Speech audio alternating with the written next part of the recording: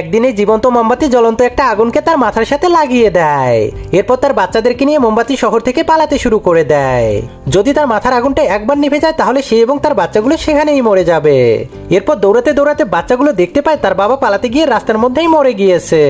যা দেখার পর ছোট্ট ছেলেটা অনেক কষ্ট পাওয়ার কারণে থেমে গেলে তার হাতটা জমে যেতে শুরু করে, কারণ ততক্ষণে তার মা এবং তার বড় ভাই তার কাছ থেকে অনেক দূরে চলে গিয়েছিল। ঠিক তখনই হঠাৎ করে তার মায়ের মাথাটা গলে যেতে শুরু করে, কিন্তু তবুও তার ছেলে তাকে থামাতে পারছিল না। এরপর অনেকক্ষণ ধরে হাঁটার পর তার মায়ের উপরের শরীরটা পুরোটাই গলে যায়। তখন ছেলেটা পুরো শক্তি খাটিয়ে তার মাকে আরো 2 কদম সামনে যেতে বলে, কিন্তু অবশেষে তার মায়ের আগুন নিভে যাওয়ার কারণে তার মা সেখানেই মরে যায়।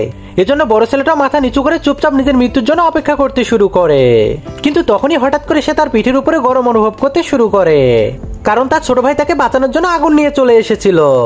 তখন তার ছোট ভাইয়ের মাথাটা পুরোপুরি গলে যাওয়ার কারণে সে জলদি করে আগুনটাকে নিয়ে সবাইকে বাঁচানোর জন্য সামনে যেতে শুরু করে।